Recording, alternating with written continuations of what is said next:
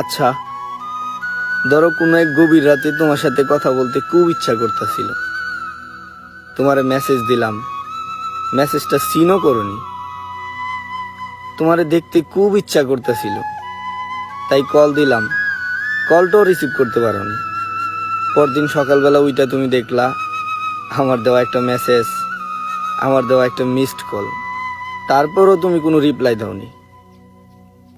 তারপর ফেসবুকে ঢুকলা, ফেসবুকে ঢুইকা স্ক্রল করতে করতে করতে করতে হঠাৎ আমার বন্ধুর দেওয়া কোনো একটা পোস্ট তোমার সামনে আসলো, আর সেইখানে আমার একটা ছবি দেওয়া, আর সুন্দর করে ক্যাপশনে লেখা, আমাদের ছেড়ে এভাবে চলে যাবি বন্ধু কোনোদিন ভাবতে পারিনি।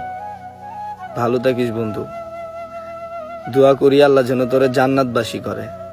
আর তখনই তুমি আমার সেই বন্ধুর কাছে কল দিলা, কল দিয়ে আমার ব্যাপারে জিজ্ঞেস করলা, সে তোমার উত্তর দিল। আমরা ইমার তো তারে কবরস্থানে রাইখা চলে আসলাম, পারলে ওর জন্য দোয়া কইরেন। তারপর তোমার এই অনুভূতিটা কেমন হইব আমার না খুব জানতে ইচ্ছা করে, একটু বলবা?